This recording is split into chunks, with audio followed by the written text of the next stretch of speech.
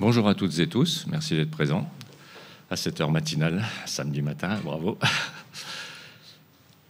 Je vais me présenter, donc je suis Éric Maillot, professeur des écoles retraitées et depuis longtemps intéressé par les sciences et les techniques.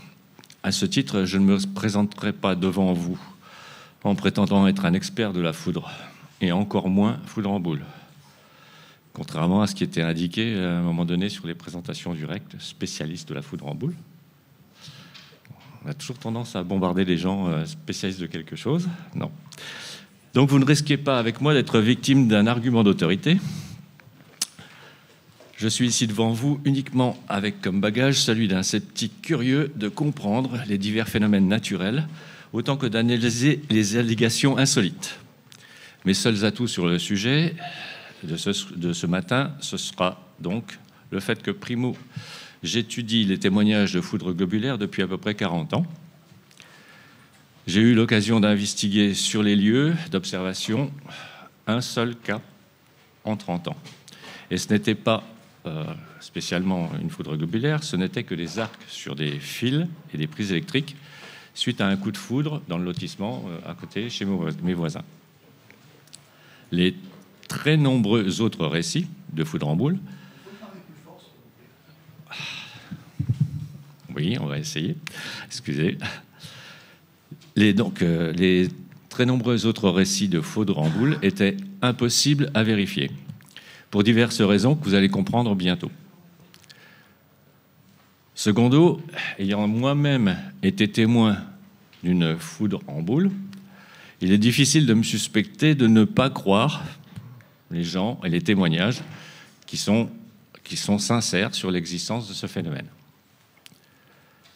C'est d'ailleurs le fait d'en avoir observé qui m'a fait me poser pas mal de questions sur le phénomène.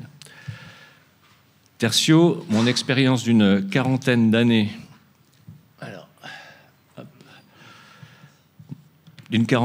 dans l'investigation des témoignages OVNI ou PAN. Alors PAN, j'explique pour ceux qui ne connaissent pas encore l'appellation, c'est phénomènes aérospatiaux non identifiés, nouvelle appellation du mot OVNI. Donc cette expérience-là est utile dans le cadre de la foudre en boule parce qu'il y a de très nombreuses similitudes avec des phénomènes de type orageux et tellement de similitudes que le GEPAN, donc vous voyez ici un extrait de la page, une des pages de GEPAN, le GEPAN toulousain a classé 11 de ces cas parmi 3000 à peu près, je crois, de la base de données, comme étant expliqués par la foudre en boule ou la foudre globulaire, comme vous le voyez ici, vous avez vu les 8 premiers qui étaient foudre en boule et les 3 suivants qui sont foudre globulaire.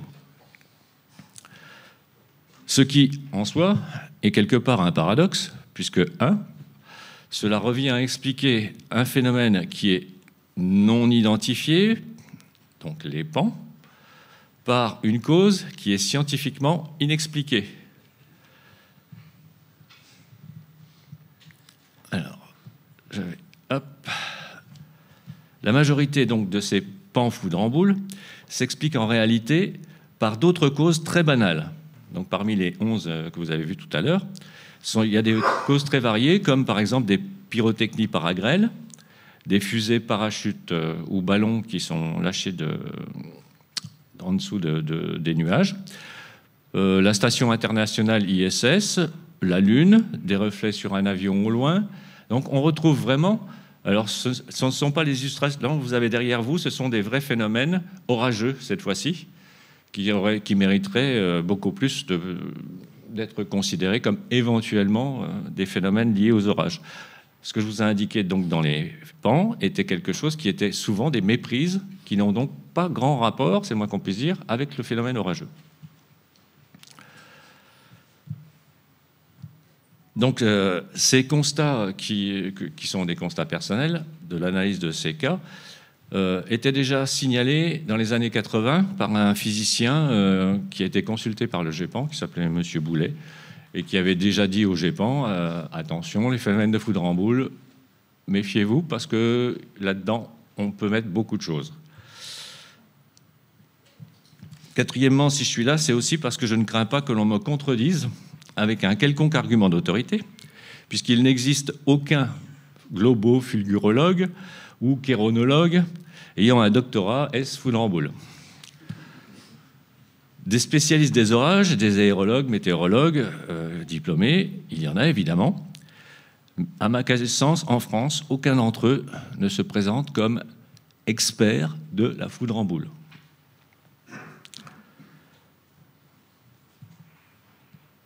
Il existait toutefois dans les années 90, non, avant 90, je dis des bêtises, dans les années 70, un physicien du CEA de Saclay qui s'appelait Pierre Hubert, pardon, et qui fut un des fondateurs, je ne sais pas si vous connaissez ce centre, le centre de Saint-Privat d'Allier, qui était un centre d'expérimentation sur la foudre. Pas la foudre en boule, la foudre, vraiment, les orages. Mais la création de ce centre a été faite donc, par ce Pierre Hubert sous une motivation très particulière, c'était comprendre le phénomène de la foudre en boule ou foudre globulaire. Et donc, au bout de 22 ans, en 1996, le centre de Saint-Privat d'Allier a été fermé. Ils ont fait tout un tas d'expérimentations qui ont servi pour EDF et le CEA. Et donc, le physicien en est arrivé, lui, à la conclusion, quand il a pris sa retraite, que l'existence de ce phénomène, lui, il n'avait jamais vu, parmi toutes ses expériences, il n'avait jamais réussi à produire quoi que ce soit au niveau de la foudre en boule. Et donc, encore moins à reproduire le phénomène tel que décrit dans la majorité statistique des témoignages que vous avez vus tout à l'heure. Donc là, tout à l'heure, vous avez vu le défilement de différents phénomènes qui peuvent être eux aussi assimilés au niveau des orages et présentés comme quelque chose que les gens vont qualifier de foudre en boule.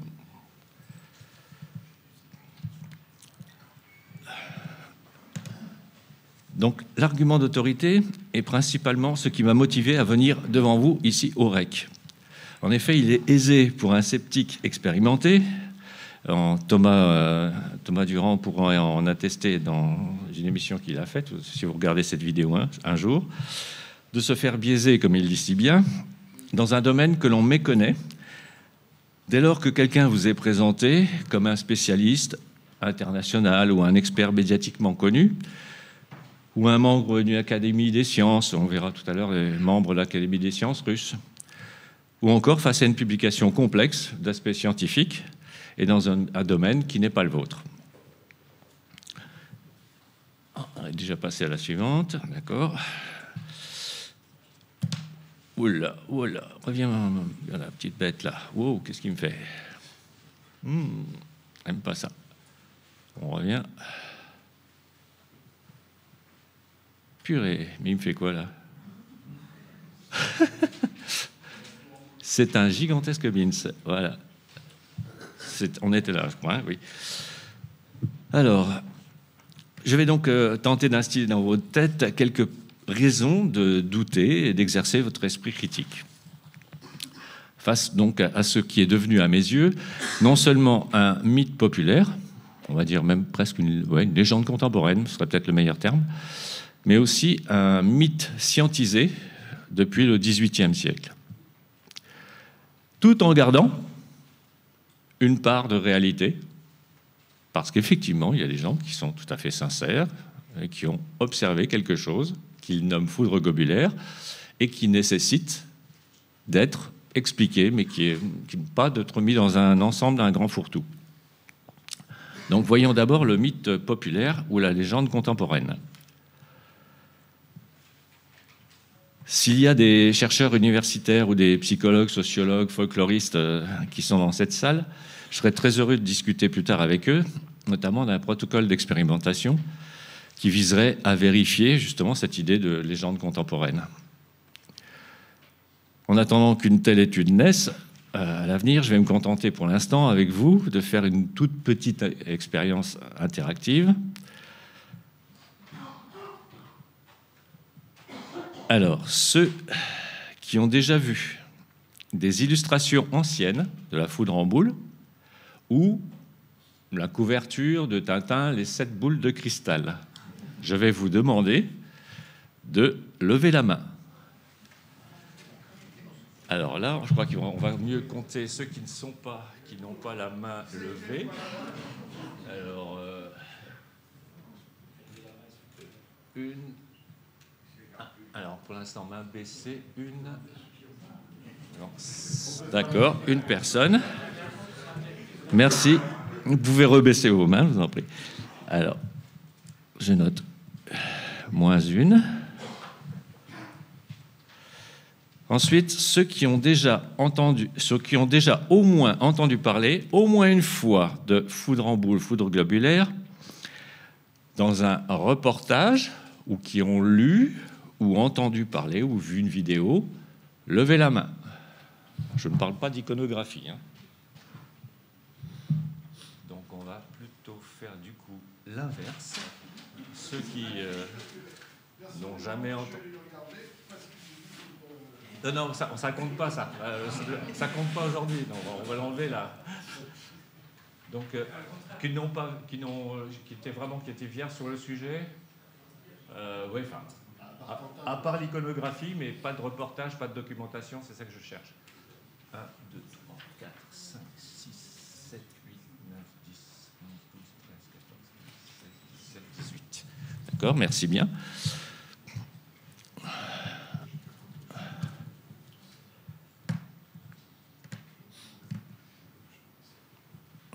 Hop.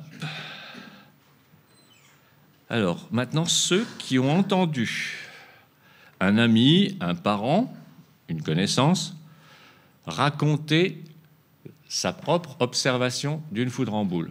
Donc, un copain qui vous dit moi, il m'est arrivé de voir une foudre en boule, ou la tante qui dit moi, je me souviens, voilà. Mais d'avoir vu eux-mêmes, pas entendu dire que. Bien nuancé. Donc, ça fait 1, 2, 3, 4, 5, 6, 7, 8, 9, 10, 11. D'accord.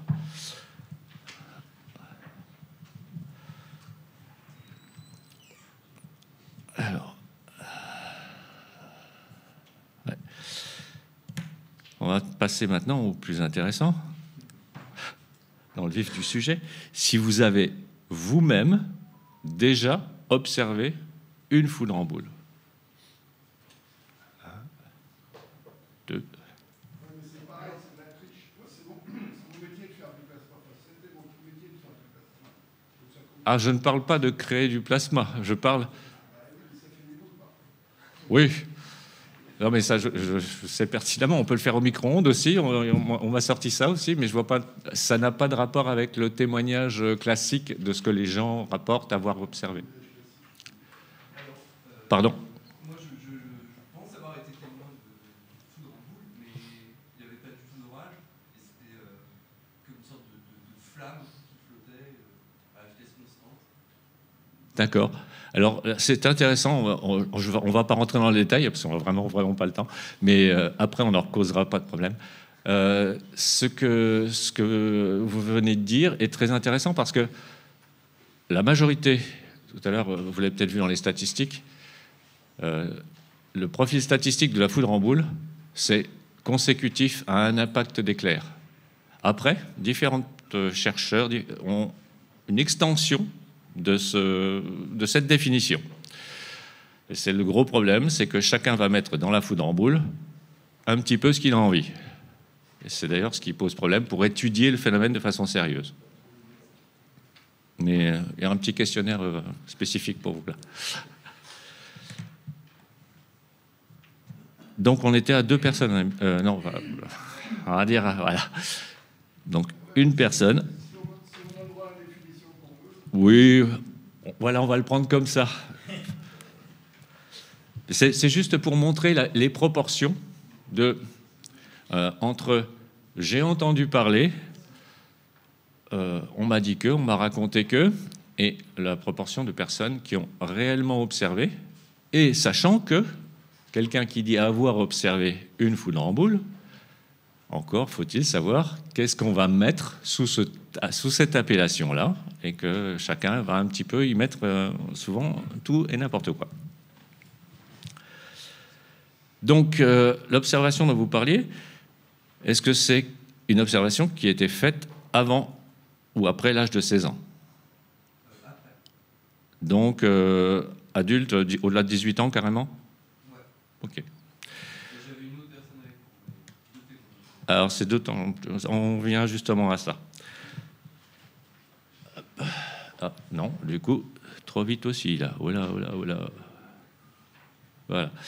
Donc, ce qui arrive fréquemment, c'est qu'on est dans les témoignages des récits qui émanent de l'enfance. C'est extrêmement fréquent dans les gens qui ont observé eux-mêmes, et c'est mon cas. Donc, c'est une particularité statistique qui n'a pas encore été notée, mais qui est vraiment quelque chose qui mériterait d'être étudié profondément.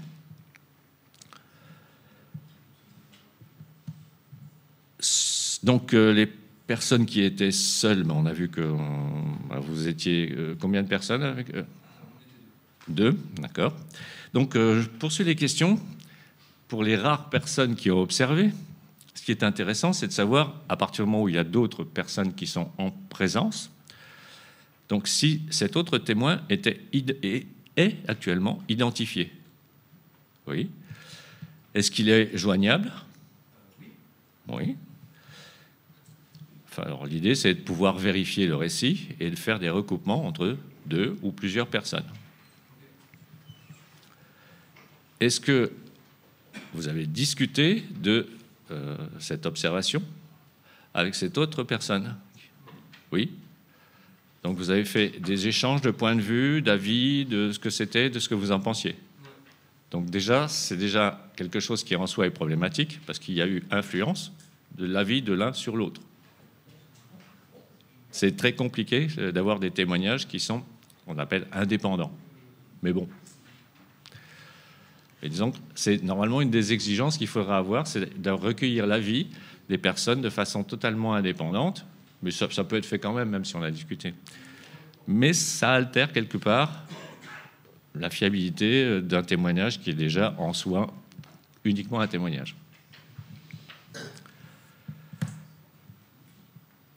Ensuite, est-ce que vous vous souvenez du lieu exact, de la date et de l'heure?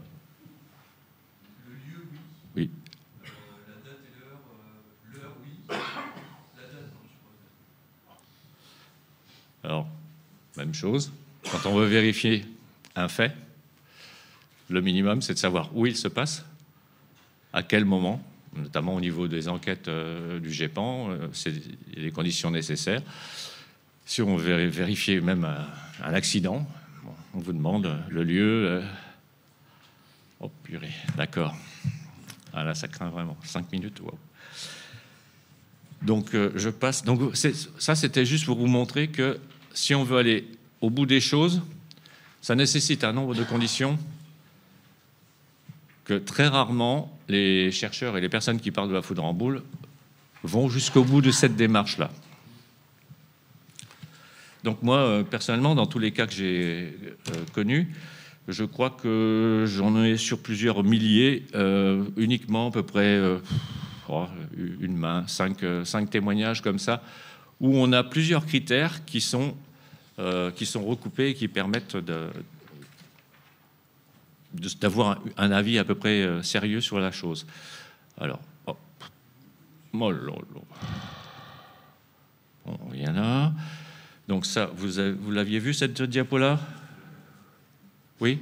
Parce que moi, je n'ai pas suivi trop la diapo, donc je vais passer à la suivante.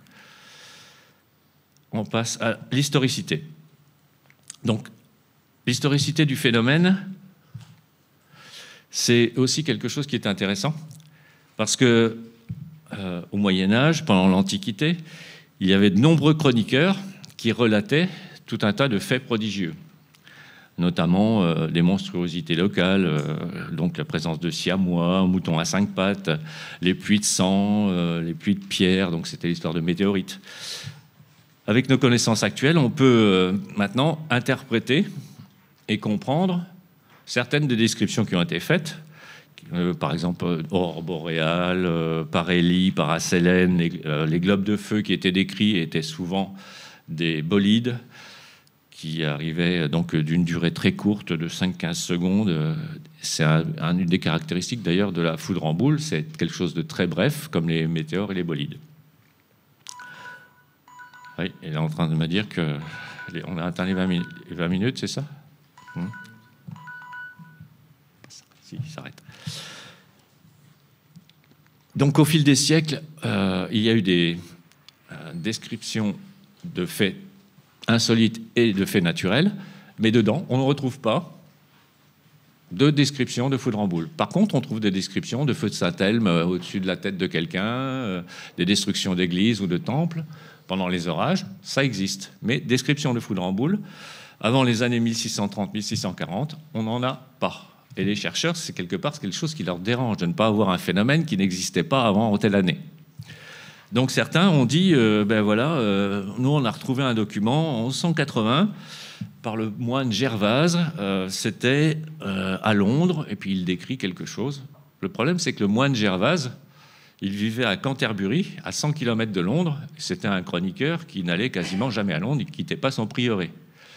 Donc c'est des rapports indirects qu'on a à l'intérieur.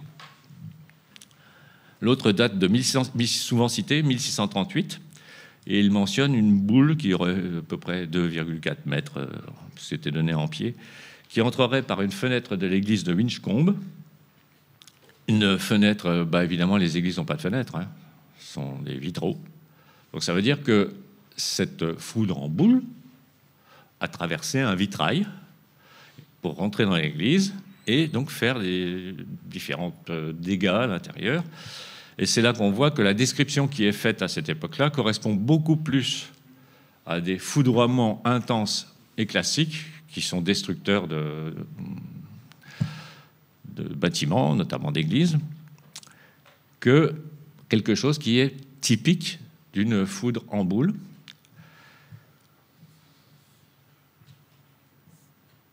Bon, j'ai retrouvé donc là, vous voyez le cas d'Anthony, c'est pas le cas dont je vous ai parlé à l'instant. Il est très intéressant parce que il cite au départ qu'il y aurait 200 témoins dans une église.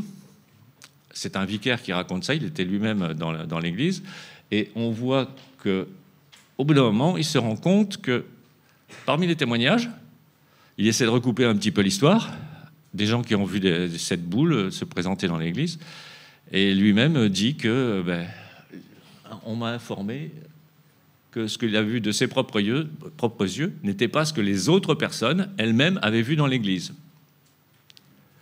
Donc, c'est intéressant, mais ce qui est dommage, moi je m'attendais à trouver plus de 200 témoignages, et c'est plus le vicaire qui raconte qu'un tel a dit ça ou a vu ça, donc ce ne sont même pas des témoignages vraiment directs. Et bien on n'en sera qu'à un tout petit bout de ce que je voulais vous dire.